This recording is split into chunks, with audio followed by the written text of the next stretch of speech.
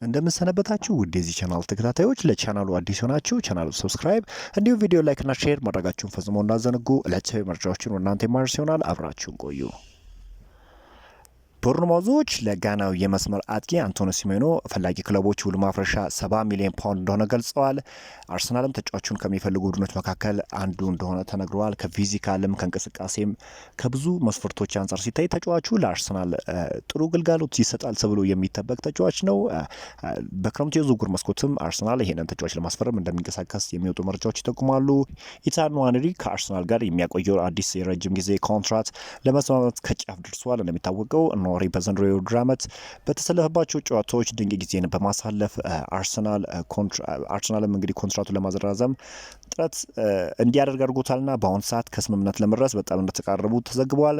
ንዋኔሪም እንግዲህ በአርሰናል እጅግ በጣም ደስተኛ እንደሆነ ተገልጿል። እንግዲህ በዘንድሮ የውድድር ዓመት በአጠቃላይ 29 ጨዋታዎችን ያደረገ ሲሆን በ12ቱ ጨዋታ ቋሚ ሆኖ የተጫወተ ሲሆን 8 ግብና አሲስት ማድረግ ችሏልና ከዚህ አንጻር በአርሰናል ጥሩ የሚባል ጊዜን እያሳለፈ የሚገኝ ተስፈኛ የሆነ ተጫዋች ነው።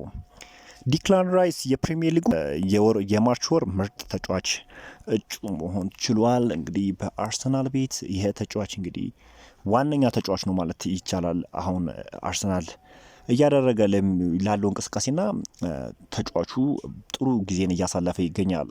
በጥሩ የተጫዋች ዝውውር መጠናቀቂያ አካባቢ አርሰናልና ሪያል ሶሲዳድ በዙቢሜንዲ ጉዳይ ከስምምነት መድረሳቸው ሰምተን የነበረ ሲሆን በዚህ ሳምንት መነጋገሪያ የሆነው ነገር ዙቢሜንዲ ወደ ማድሪድ የሚሉ ዘገባዎች ነው። በዝውውሩ መረጃ በጣም ታማኝ ከምንላቸው ዘጋቢዎች መካከል እነ ዴቪድ ኦርስተን ጨምሮ ብዙ ዘጋቢዎች በእርግጠኝነት የክረምቱ የአርሰናል የመጀመሪያ ፈራሚ እንደሚሆን በስፋት ዘግበዋል።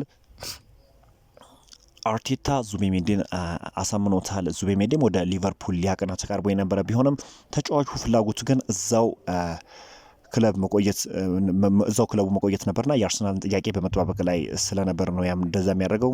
እንግዲህ ማድሪድ ተጫዋቹን ቢፈልገውም ተጫዋቹ ግን በቂ የመሰለፍ እድል ማግኘት ስለሚፈልግ እና ከሀገሩ ወጥቶ ወደ ሌላ ሀገር ሄዶ ራሱን መፈለግ ይበልጥ ወደ አርሰናል የሚያደርገውን ጉዞ ሚሳካ ያደርጓል ተብሎ ነው የሚጠበቀው። ማርቲን ዙቢሜንዲና አርቴታ ቀድሞውኑም ነገሩን የጨረሱ ይመስላልና ነገር ግን በእግር ኳስ ዓለም የማይፈጠር ነገር የለምና ሁሉም ነገር ሲያልቅ የምንመለከተው ይሆናል እና የተጫዋች ወደ አርሰናል የመምጣት እድሉ እጅግ እንደሰፋ ነው እየተገለጸ የሚገኘው።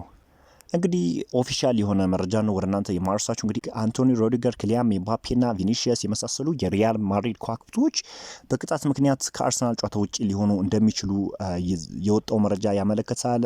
እንግዲህ ዩኤፋ እንዳስታወቀው ከሆነ በአውሮፓ ቻምፒዮንስ ሊግ ጨዋታ የጥሎ ማለፍ ጨዋታ በዋና ሜትሮፖሊታኖ ስታዲየም ሪያል ማድሪድ አትሌቲኮ ማድሪድን በመለያ ምት ባሸነፍበት ጨዋታ ከድሉ በኋላ ባሳዩት የደስታ አገላለጽ የማድሪድ 4 ተጫዋቾች ላይ የአውሮፓ እግር ኳስ ማህበር ተጫዋቾቹ ላይ ምርመራ በመጀመሩ ተዘግቧል። ምርመራ የሚከናወንባቸውም የማድሪድ ተጫዋቾች ሮዲገር፣ ኤምባፔና ቪኒሺየስ ጁኒየር ሲሆኑ አትሌቲኮን ጥሎ ባለፉበት ጨዋታ ያሳዩት ሴሌብሬሽን ላይ ምርመራ ተጀምሯልና የአውሮፓ እግር ኳስ ማህበር የማድሪድ ተጫዋቾች ባሳዩት ሴሌብሬሽን የስነ ምግባርና ስነ ስርዓት አብይ ኮሚቴ ተቋቁሞ ምርመራውን ጀምረዋል እና የአውሮፓ እግር ኳስ ማህበር በስነ ምግባርና ስነ ስርዓት ኮሚቴው የማድሪድ ተጫዋቾች ያሳዩት የደስታ ገለጻ ጥፋተኛ ከሆኑ የጨዋታ እገዳ ቅጣት ሊጣልባቸው እንደሚችል ተዘግቧል። ኮሚቴው የጥፋተኝነት ውሳኔውን ካስተላለፈ ሮዲገር፣ ኤምባፔ፣ ቪኒሺየስ ጁኒየር ከአርሰናል ጋር በሚያደርጉት ጨዋታ በቅጣት ሊያመልጣቸው እንደሚችልም ተገልጿል። አርሰናል እንግዲህ ዮዋን ጋርሺያ ለማስፈረም ትልቅ ጥረት አድርጓል። ምክንያቱም ሚኬል አርቴታ ጋርሺያን የዴቪድ ራያ ተጠባባቂ ማድረግ ይፈልጋል። ተጫዋቹ አርሰናል መቀላቀል የሚፈልግም ይመስላል። እስካሁን ሙሉ ለሙሉ ከስምምነት እንደደረሱ ባይታወቅም ግን ተጫዋቹም ቢሆን ወደ አርሰናል ለመቀላቀል እጅግ ፍላጎት እንዳለው ነው እየተገለጸ የሚገኘው። ይህንንም እንግዲህ ዴቪድ ኦርስተን ዘግቦታል። አርሰናል እንግዲህ ቡካዮ ሳካ ወደ ሙሉ ልምምድ መመለሱን ተከትሎ ከፉላሙ ጨዋታ ውጭ አላደረጉትም እና የክለቡ ሐኪሞች ሁኔታውን አይተው ይወስናሉ ተብሏል። ለሪያል ማድሪድ ጨዋታ እንግዲህ የመድረስ ነገር የተረጋገጠ ይመስላልና ለአርሰናል እጅግ በጣም ጥሩ የሚባል ዜና ነው። እንግዲህ በሙሉ ስኳዱ ማለትም ሳካ የሚመጣ ከሆነ የእውነት ጥሩ ጊዜን ወይም ጥሩ እንቅስቃሴ ያሳልፋል ተብሎ ይጠበቃል። እንግዲህ አንድ መመልከት ያለብን ጉዳይ እንግዲህ ሳካ መመለስ የሚችል ከሆነ እንግዲህ የኦዲጋርድም አቋም አሁን የኦዲጋርድ አቋም ይህን ያህል ጥሩ የሚባል ጊዜን እያሳለፈ አይደለም። በተለይ የሳካና የኦዲጋርድ ጥምረት ደግሞ በጣም ጥሩ ነው ማለት እንችላለን እና ሁለቱ አንድ ላይ ሲጣመሩ ደግሞ ጥሩን ኦዲጋርድና ጥሩን ሳካ እንመለከታለን ተብሎ ይጠበቃል።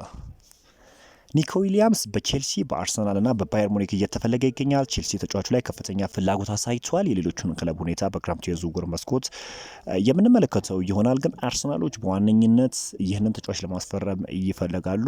ሌላኛው ክለብ ግን ቼልሲም ቢሆን ተጫዋቹን ለማስፈረም እንደሚሰራ ነው እየተገለጸ የሚገኘው። ውድ የዚህ ቻናል ተከታታዮች በአዲስ ቪዲዮ እስክንገናኝ ድረስ መልካም ሁሉ ተመኘው።